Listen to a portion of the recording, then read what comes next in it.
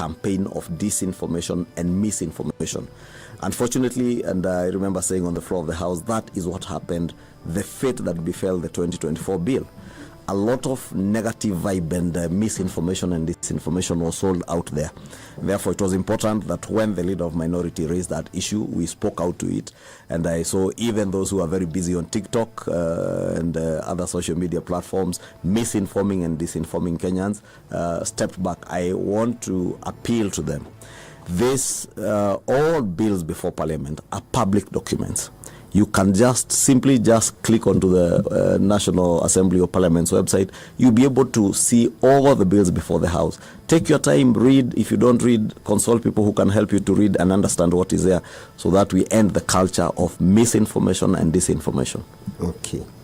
There is also another bill by member for Aldai, Mary Kaitan, the Communication Information Amendment Bill, that is raising some controversy. Some people are saying that it violates the Data Protection Act. How do you respond to those critics?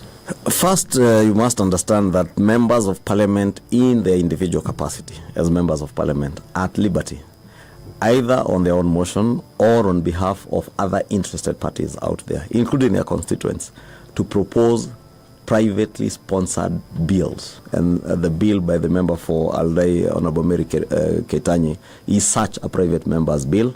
It's not a government bill, so I have really not paid keen attention to it being a private member's bill. But public discourse and engagement is part of legislation making, and that is why the Constitution and Article 108 provides for public participation. And Article, I think, 118 provides for public participation, for the public to engage. And therefore, all again I would urge is people to read, listen to the Honorable Member. I saw her in one of the stations last night trying to explain what she intends to achieve with the bill. And it's only when you listen and understand the import of anything that you get to know really what it is about. There will be an opportunity, because she's just made a proposal, a legislative proposal. It's not a bill that's already before the House. So when it is before the House, it will be read the first time, it will go for public participation, and everybody, every Kenyan has the right to make their proposals. And following public participation, because again, that is what I saw Kenyans never understood last year. You remember with the Finance Bill 2024, all the issues that Kenyans had raised that they were not very happy with had been removed from the bill of the Finance Bill 2024. So it's about Kenyans are not reading it properly. They did not understand the parliamentary processes. Because Kenyans, when the committee returned verdict on the bill, and they said, for instance, tax on bread. We have agreed with the sentiments of the public during public participation that we do not need to tax our bread. We have agreed with the public that we do not need to impose a motor vehicle circulation tax, which, by the way, was even sitting in the wrong act of Parliament. It was under the Income Tax Act, and a motor vehicle owning a motor vehicle is not an income. Therefore, naturally, that particular provision was dead on arrival in Parliament.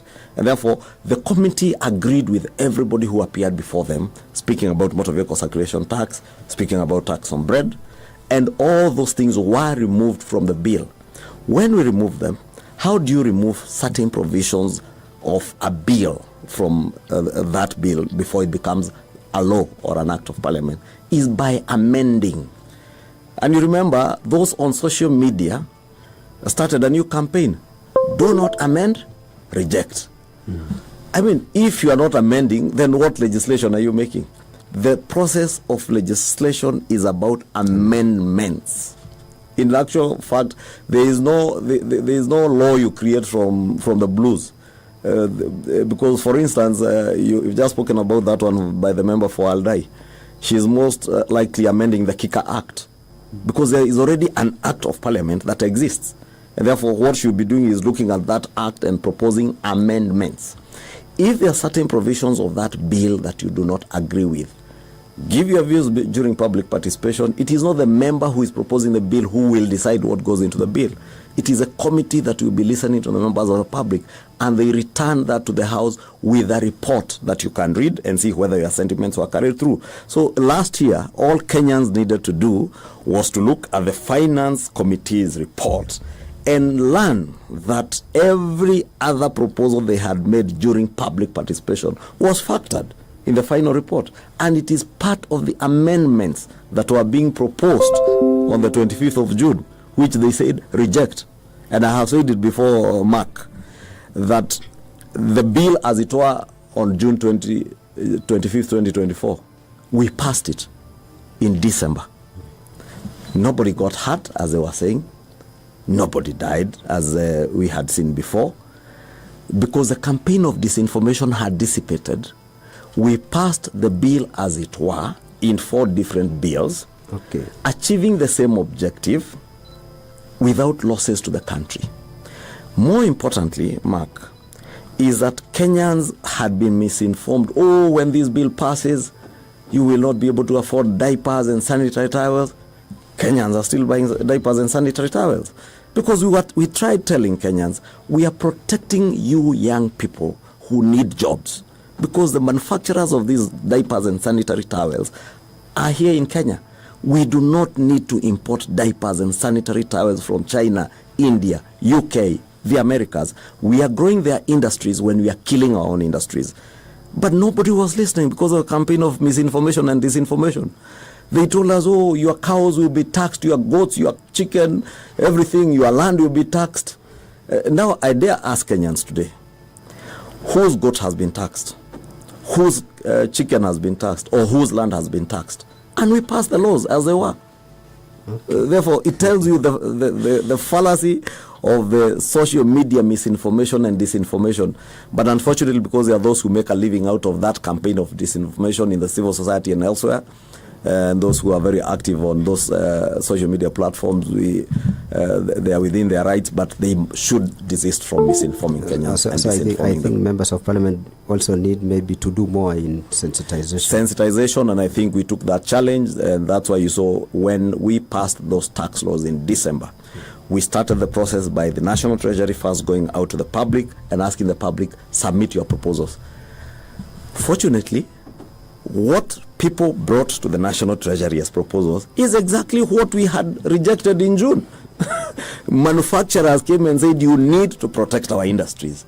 You need to tax the finished goods that are coming from the far Asian countries and Europe, so that you protect our local industries, so that we are able to grow our manufacturing, create more jobs locally for our young people. Unfortunately, it's the same young people who are being misused by the disinformers and misinformers. Thank you very much, Mheshimiwa. You can now make your final remarks, because we are going to end the interview, the discussion. Yes, we are about to begin the House also. Mine is just, as I said, to appeal to Kenyans to pay attention to what goes on in Parliament. Members of Parliament work as the people's representatives. We do what we do on behalf of the people. And there is no time that we will pass legislation that is detrimental to the well-being of our people. We always have to weigh between what is good for our people and what we need to do to get our country to grow. Trust us as your leaders that we will do what is right, and pay attention to what we do. Take your time and read and understand. What you don't understand, seek the clerk's office. The table office here is open to members of public. You can simply just walk in, seek information, and you get that information. Or simply go to the website, send whatever questions you have to us, and we will be able to respond to you. Thank you so much, Mheshimiwa. That has been the Member of Parliament for Kikuyu, who is also the National Assembly Majority Leader, Kimani Ichung'wah, talking to PBU and briefing us on the priority business as the National Assembly resumes from around 3 weeks recess. My name is Tilio Marco, and we are now going to continue with the live broadcast of the National Assembly that is resuming today after 3 weeks recess. Na msikilizaji, tunaendelea kupata matangazo ya moja kwa moja kutoka bunge la taifa, na leo ikiwa ni